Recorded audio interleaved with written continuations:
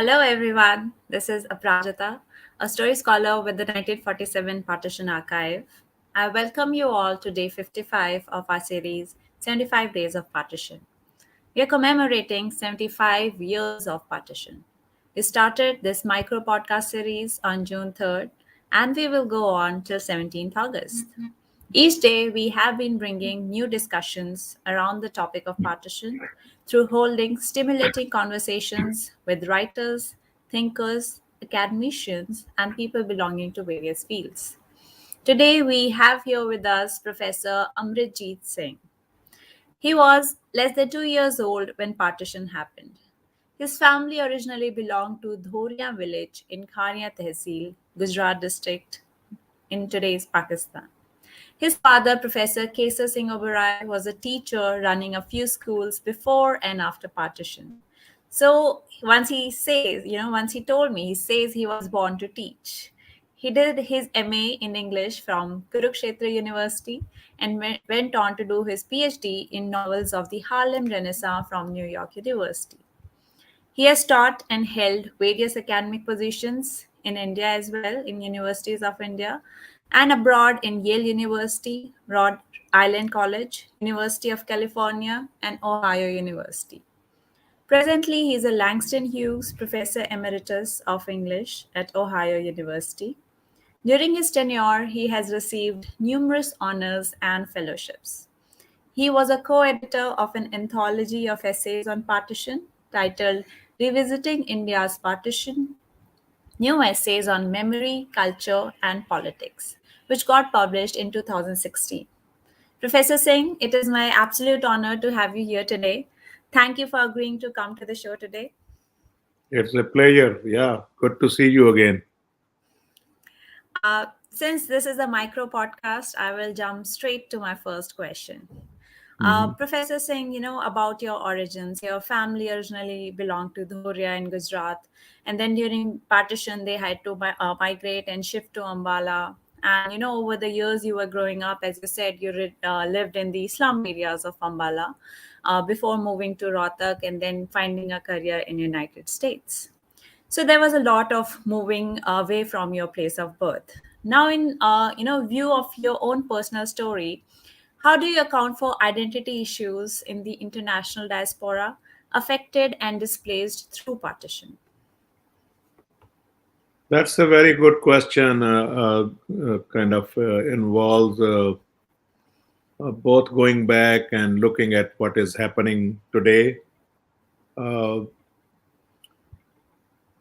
uh, People kind of all over the world right now are caught in identity politics in various ways. Some of them not particularly helpful to peaceful coexistence. Uh, I have never been completely, I've never completely rejected the idea of identity. Some people have a categorical rejection of identity or identity politics, as they say. I don't do that. I'll tell you why. Because identities are not only cultivated by us, they are also imposed upon us. Let's think about a black person in the United States. If they are treated differently from the way other people are treated, then it's not the black person who is asserting identity politics. It is he has to helplessly deal with what happens to him. You understand what I'm saying? So Yes. Du Bois has a very famous statement in Souls of Black Folk, right at the beginning. There's a chapter called of our spiritual striving. He says, we African Americans, we black people, he used the word Negroes, which was acceptable at that time. We are forced to look upon ourselves through the eyes of others. So identity politics in a situation where there is more than one community and where possibly one of the communities is so-called a minority community, whether the minority community based on race or caste or religion. Uh, the so-called minority community is dealing with the burden that is placed upon them by the majority community. So some of it is, I think, reasonable interaction. For example, people will say, "Oh, Bengalis help each other, or Gujaratis help each other," and then others will say, "Well, Punjabis help each other too." So it kind of some of this works out depending upon who is in a position of power and what context. But I'm sure there are a lot of Bengalis and there are a lot of Punjabis and there are a few Gujaratis too who work against that idea of favoring someone on the basis of their, you know, affiliation, their language affiliation or region affiliation. I have never been convinced that some of this drama is particularly negative. Now, move further and let's get quickly in terms of our time, you know, to the concept of majoritarianism. Majoritarianism is not the same thing as majority. You know that, but some of your listeners might need to learn this distinction. Of course, majority rules. In any democratic setup, people are well meaning people are going to lose their point of view because the majority has voted in a different way and we have to accept it. Majoritarianism is an extension of the idea of the majority. If a particular group, such as white Christians in the United States or in Canada, or upper caste and upper class Hindus in India, they think that they have now the entitlement to treat minorities, whether they are Dalits or they are Muslims or they are Christians, in any way they like, and that then Dalits or Christians or Muslims should not protest and they should not fight back. That is majoritarianism. Majoritarianism is an entitlement issue. It is not just an identity issue. So uh, I think identity can be an okay part of social interaction, but it becomes a problem when majoritarianism gets introduced. That's why I am more and more interested in critical race theory, critical race studies, which allows you to study the venomous effects of majoritarianism in any society. Sinhalas in Sri Lanka, Sunni Muslims in Pakistan, uh, upper caste, and I slash upper class. I think it's a mixture, Hindus, and what we have clearly recognized now as Hindutva Hindus. All Hindus are not like that. Hindus are a very open society and very egalitarian in some very interesting ways, you know. But I don't consider Hindutva a legitimate version of Hinduism. Does that help? Yes, sir, it does. I think this lesson on majoritarianism today is very helpful for today's time. Now, my next question is regarding your book, Revisiting Partition, and the range of essays by various scholars that cover a lot many areas, which can be termed non-conventional to partition studies. So, like for the audience, would you like to throw some light on the neglected or unexplored areas of partition studies beyond Punjab and Bengal? Well, that's a very good question because we tried to address that in our volume. In fact, I have a copy here. I have the US edition. As you know, there is an edition in India published by Orion Black Swan, which has circulated very well, and I'm sure it's still available from the publisher or from Amazon India or from Flipkart. This is fascinating that you should bring it up because we were there were two or three things we were trying to rectify. One is the very naturally, and people asked us before the book was published and it was being announced, did we include the perspectives of scholars in Pakistan and Bangladesh? For us, it was very important to do that. So we got three Pakistani scholars to contribute. In fact, the essay on Kashmir is written by a uh, Pakistani historian. I'm trying to find his uh, name here. Yeah, Ilyas Chatha, who lives in UK. Then we have Amber Riaz, and then we have Masood Raja. But then Tasneem Shahnaz of Delhi University and I did an essay on Intezar Hussain, who is a Pakistani writer. But to answer your question directly and quickly, we have several essays that focus on locations other than Bengal and India and Punjab. First of all, I think there's a legitimate uh, sense that the Bengal aspect has not received as much attention as the West Punjab aspect.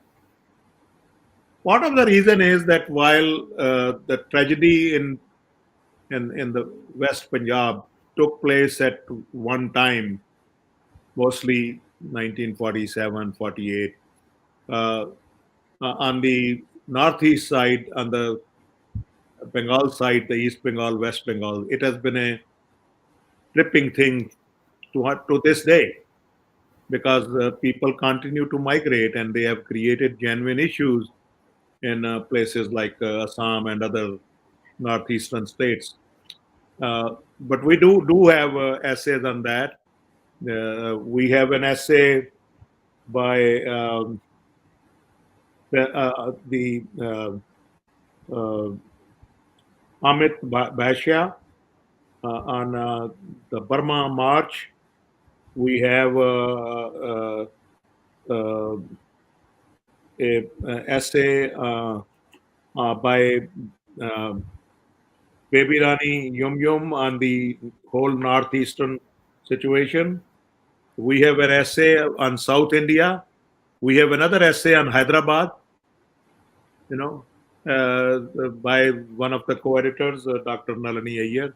So we tried to round it off, and our goal was to look at, for example, I don't know, Prajita, I'm sure you have thought about it.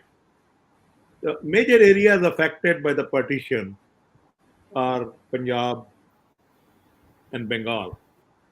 And today, the partition continues to be used as a wedge issue, as a way of weaponizing Islamophobia in all parts of India. Just think about it. I mean, if someone sitting in Gujarat cries war slogans against Pakistan, who is going to be affected if a war starts between Pakistan and India? It's the people of Punjab and Haryana and Kashmir and some people in Rajasthan who are going to be affected close to the border. Gujaratis are barely represented in the Indian army. A person getting so flippantly radical and hateful towards Pakistan, sitting in Tamil Nadu, or sitting in Kerala, or sitting in Hyderabad. Fortunately, not too much of that is happening. It just uh, boggles my mind that they should be so concerned. What happened in Gujarat in 2002? That you could create a level of instigate a level of hatred, uh, for more than 1,000 Muslims to be killed and more than 100,000 Muslims to be displaced.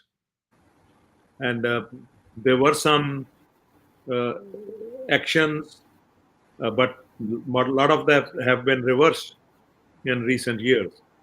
So it's a phenomena uh, uh, uh, because how these discourses of hatred, the essay on Hyderabad by Akhtar, let me give you her full name. It's a wonderful essay, and uh, it's Nazia Akhtar.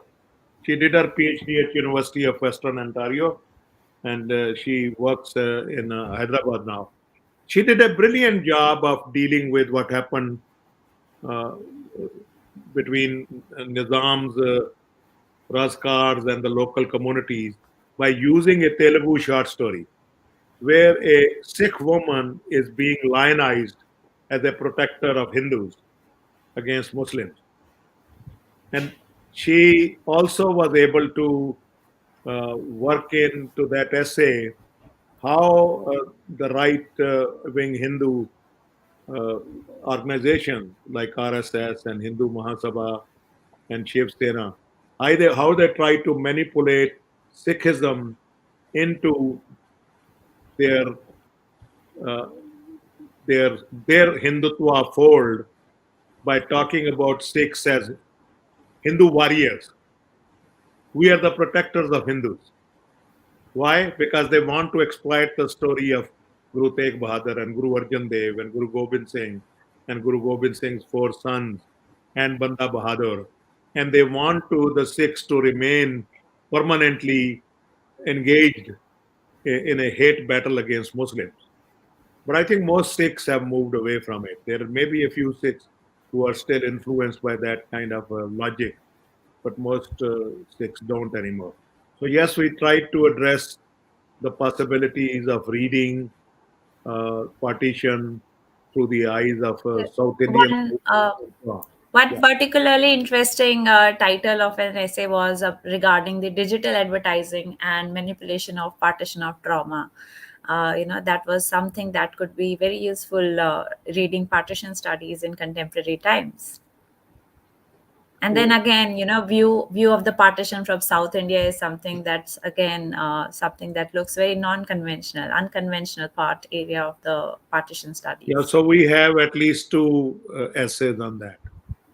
Yeah, one by Nazia Akhtar and one by Narani Iyer in our volume. Uh, Also, sir, you are aware that it is a stark reality that we hailed our independence from British rule as triumphant, and we failed to remember the sacrifices of millions of people who were uprooted, they were killed at the dawn of these two independent nations. But what do you have to say about the peculiar absence or lack of commemorative sites, rituals, maybe specifically studying India and also, taking in Pakistan and Bangladesh? yeah, I think you and I talked about it in our longer conversation. So let me recap it quickly. I think that's a very important thing. And you remember I offered a speculation why uh, Jawaharlal Nehru and Sardar Patel did not pay attention to it. I can't imagine that they, particularly Nehru, who was a brilliant thinker and a visionary. I wish Nehru would not cause problems for the current prime minister. It's unfortunate that he continues to cause problems for the current prime minister. But Nehru did not pay attention to it. On the Pakistani side, also, there was little attention. Now, something is happening along those lines. Let me clarify what I mean. I think Patel and Nehru, they were so focused on nation building that they had probably hoped that they will be able to overcome the consequences of trauma without having to address it directly. Are you with me? Does that make sense? Yes, Because that does. they figured that truth and reconciliation efforts, museums, rituals. Uh, Maybe people will be so excited about building a new India and on the Pakistani side, a new Pakistani nation, that they will not worry. But I think how could they have done that? I don't know. When uh, 1 million people are killed just on the west side, right? And then 10 million are displaced, and no adequate arrangements had been made to prevent the massacre of people that Mrs. Prakash Kumari described, and which the Pakistani writer Salman Rashid described to you, of his grandfather getting killed in Jalandhar, even though he was a highly respected doctor, loved by Hindus, Muslims, and Sikhs. Uh, uh, how could they have not understood that that trauma is not going to go away just by putting emphasis on Bhakra Nangal project, right? Putting a project on establishing the first IIT in Kharagpur, or establishing industrial plants and so on. So I think it's still not late. And your story with Salman Rashid Saab shows that. I mean, here's this guy who comes in, what was the year? To 2003 or 2013? When did he come to Jalandhar?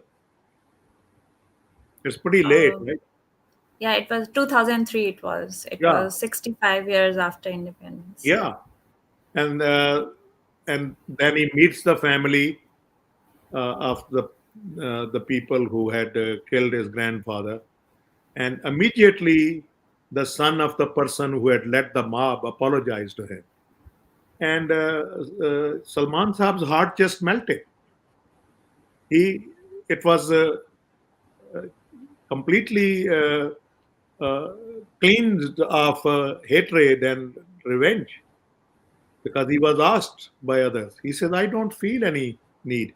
And then this Malhotra, I think Malhotra was the guy, the family that, and he said his father lived with regrets to the end of his life until 1973, and he he said that what was done was completely wrong. So Yeah, if it was those Sagar. kind of opportunities are created even today, for example, people are meeting these days in Kartarpur corridor just for a few hours, and Punjabi poets and Urdu poets, they meet and they have these mushairas. A Muslim uh, brother meets a Sikh sister from the Punjab side, a Muslim brother from the Pakistani side, and a Muslim brother from the Indian side meet and hug each other after more than 70 years. Look at the story of Mrs. Reena Verma. She is 90 years old. She goes to her home in Rawalpindi, and she sleeps in the room where she used to sleep as a teenager. And she's a remarkably alert woman at her age. And she says we should have more of these things happening. Now, there are partition museums now in Amritsar and Calcutta. I'm not sure what they are doing towards these goals. We need to focus on the goals of truth and reconciliation, of forgiveness, of healing. And our volume of essays was intended to bring some thoughtful, you know, action towards that. I think so. You're right in saying that the leaders of the new nations had a project of creating a new nation in front of them, and I think they forgot. But how could they have forgotten? And the trauma lingers on. That is very much true, and that also shows. That's why these commemorative spaces are very much the need of the time, need of the hour, because as we are losing more and more of partition witnesses, people who were actually there, who could have said about something about the unity of between different communities, are passing away. So these commemorative sites become very important from the nation from the point of reconciliation, from the point of healing of traumas. Yeah, Mrs. Prakash Kumari said that. She said they were brought up by Muslims because Yes, the people who worked in the fields, people who worked in the home, they went in and out of the home. There was total trust. Uh, yes, these are the yes. stories I hear from everybody. I And would they like very to fondly say, remember. yeah, I'll tell you a little story about my friend Dr. Harbans Lal. He lives in Dallas. He's 91. And he had a sister who lives in eastern Canada. And he has a brother who lives in St. Louis. Uh, and he told me remarkable story. This is how it came up, Aprajita. I noticed that his brother writes the name Swaran Saxena. And I know that the family is not Saxenas. Saxenas are generally Kais from UP. And this is a very Punjabi family, Punjabi Hindu family. And I believe their last name is Khurana. But Dr. Harbansla doesn't write Khurana. And why is his brother using Saxena? So he told me the story. Their father got killed during the partition riots. So Dr. Harbansla was the older child. So he and his two siblings and their mother, they took a train and they got off at a station in UP, a station very close to Saharanpur. The train came in the morning and they got out and they knew that they have to now find some place that can give them refuge. So as they are walking, someone was taking a morning walk, and they said hello to him, and they said, "Can you direct us to some inn, some sarai, some gurdwara, some mandir, where they can stay for a few days because they have nothing." So the guy was very nice. He brought them to their own home, and they showed him the picture of their father who had been killed in the partition riots. And the guy said, "He looks like my brother."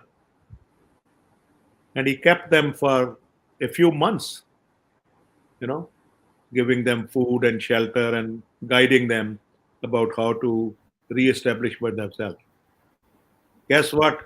That guy's name was Mr. Saxena. So the younger brother, as a sign of gratitude, started using the name. He that was a like a father to him. So he started using the name Saxena, and to this day he uses the name Saxena. I mean, these are the kind of stories I told you in my previous interview. In the neighborhood where I lived in Ambala, Kent, there were so many families. They never talked against Muslims. Their focus was on giving their children empowerment through education, and they'll be, Yeah, these stories, hmm? yes, these stories are indeed very important. Yeah, And they are selling as they, yeah, peanuts and gobaras and try to feed the family. Yeah. yeah, and as they continue to exist and circulate while it is doing so, we are aware that a long partition is happening, and it continues to happen as a process. We cannot say that it had a well defined beginning. Where did it started to happen, and nor we can see that it has an end. So while we are living under the shadow of long partition, how can we as a nation move beyond it? Well, I think since the political culture is quite vitiated right now, I have to say we have to continue to educate the people. Our hope is in educating people that here are the facts, here are the facts of what happened. For example, I think this also came up in our previous conversation. People talk about how uh, brutal the killings of Hindus and Sikhs were. In fact, my family was advised by our Muslim friend, Hakim Amir Ali, to leave. So they left probably, I don't know the exact date, probably middle of February, end of February, early March. And that's why in our immediate family, there have No one died, right? But I always remind people who keep on insisting on the violence against Hindus and Sikhs. I would, I remember saying that to you.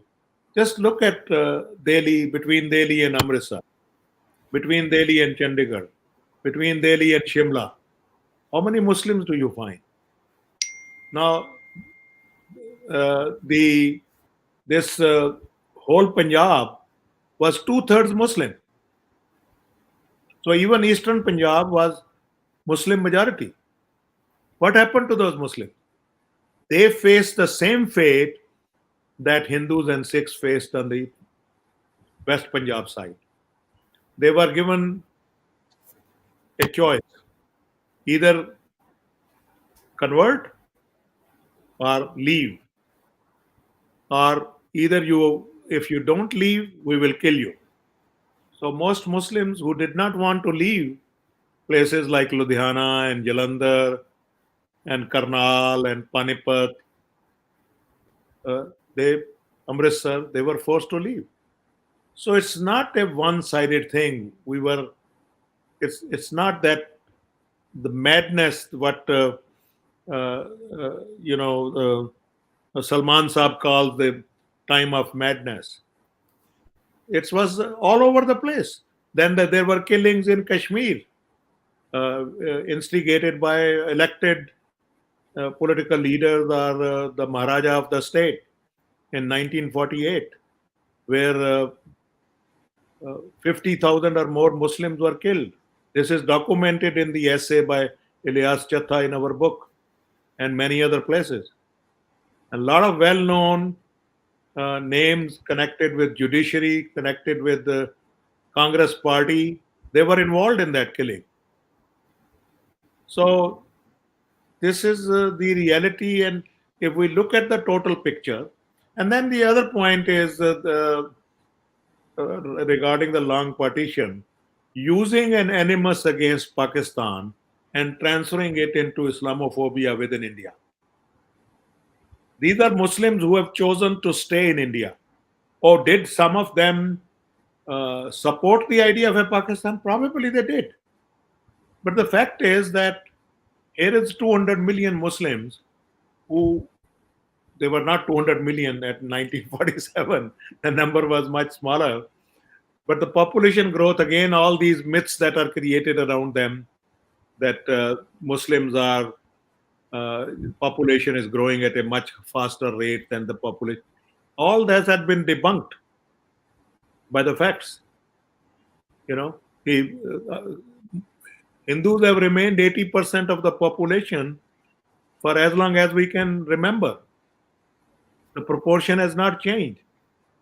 And yet we will just keep harping on the Muslims in India as our enemies. They are not. In fact, they need help. They need help with education. They need help with employment. They need help with being a part of the society even more than they have become.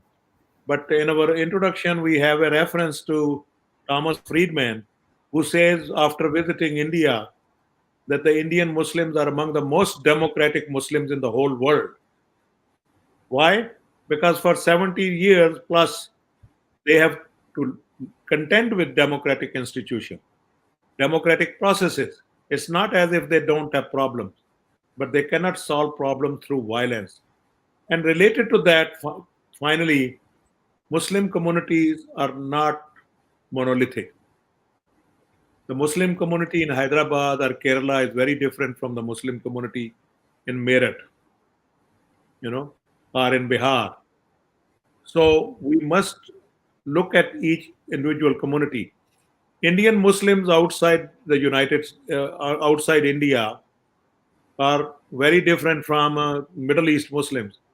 So try to, just use one brush to talk about Muslims all over the world is a mistake. Yeah.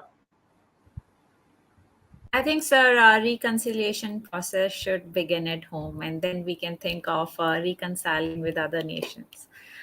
Professor Singh, it is always so delightful to hear your words of enlightenment. It has been an evening of gaining insight on the South Asian identity politics, looking at the way forward as we step into the 75th year of commemoration of partition.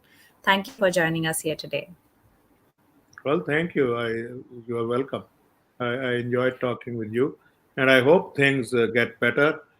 Since the political culture is not likely to change quickly, I think we need to keep our focus on educating people, and the 1947 Partition Archive is doing an excellent job doing it. Thank you, sir.